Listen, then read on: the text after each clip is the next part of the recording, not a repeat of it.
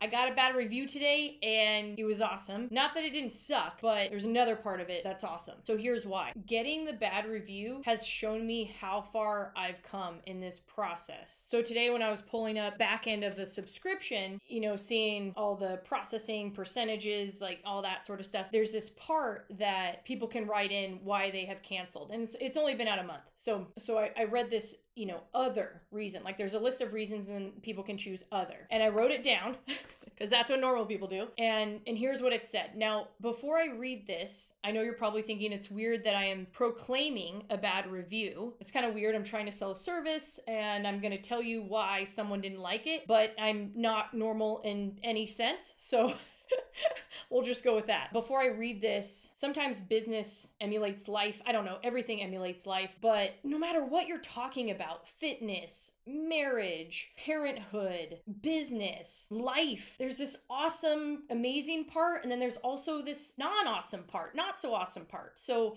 I always like to talk about the two. And I'm not going to say that it's great that I got a bad review, but how I walked away from it, what I took from it is great. So here's my 1-star review. Here's what it read. This is what it read on the computer.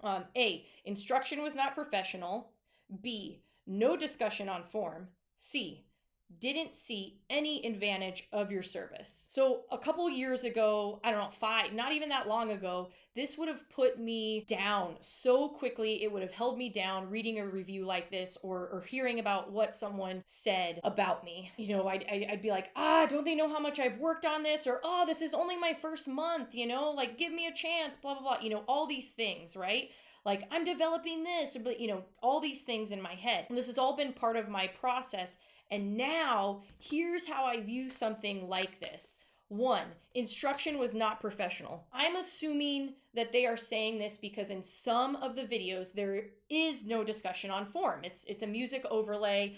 I'm displaying form, I'm showing form, but I'm not talking. So that is factual. What they said is fact. If they are only basing it on that one video, that is a fact. I did this for a variety of reasons. There were people who were giving me feedback that said they wanted both types. They wanted live versions and they wanted things where they can just blare their podcast and music and do all that stuff. So that's why I've made 2 different forms. Now, there is also a section in the subscription, which is a live section. I am giving real-time feedback. So this person may have not seen that section or may have only seen one thing in it. Because it's my first month, it is building. So knowing that, okay. 2, I'm also planning to have a section solely on form. So form of this specific exercise or this specific exercise, but it's not on there yet. So there's so much that I want to do that's not on there yet. Okay, that's fine. 3, I didn't see any advantage to this service. That one kind of hurts a little bit. But my response a couple years ago would have been, I would have been feeling really sad, like, how come this person isn't finding me valuable? But I have to rephrase this as them saying, I don't see any advantage to this service, so I ended it. So I kind of added some words in there and rephrased it, and that has helped me because the last thing I want people to do is sign up because they feel sorry for me or sign up and keep going and they don't find my service, the service that I provide, valuable. Value is in the eye of the beholder. So I may not be valuable for a lot of people. My service may not be valuable for a lot of people. And there is 100% no way that I'm going to provide a service that everyone on earth, what is it, like 7 billion people now, thinks is valuable. Now, do I have other people and telling me awesome reviews? Yes, absolutely. I've gotten ones in the DMs, text messages that have made me cry, but this person doesn't. So they quit. And that is awesome. I don't want you to pay for a service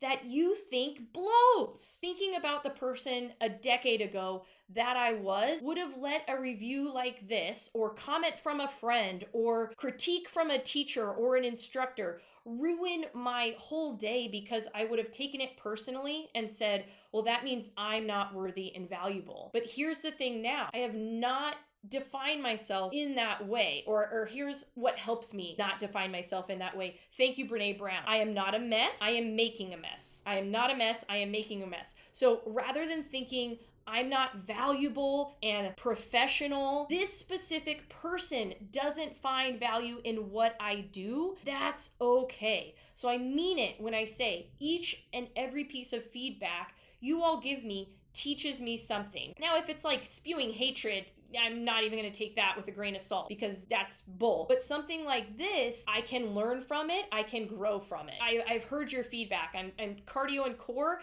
is now no equipment, BYOB, bring your own body, which I'm obsessed with. I love that. And you all have helped me with that, all you ragamuffins. There's going to be more live videos. I'm now inserting more live videos per month rather than the non kind of edited video. So I've been listening to your feedback of you all saying, we want more live. Every piece of feedback I take and say, what are the limitations to this? Is this something I'm able to do? But I appreciate it all. And I appreciate this person. Feedback is wonderful. The tricky part about feedback is to not take it personal. I will not be for everyone. And I will be for some people. And that's okay. That's okay. You all are awesome. Thank you so much for letting me process with you. Love you, ragamuffins.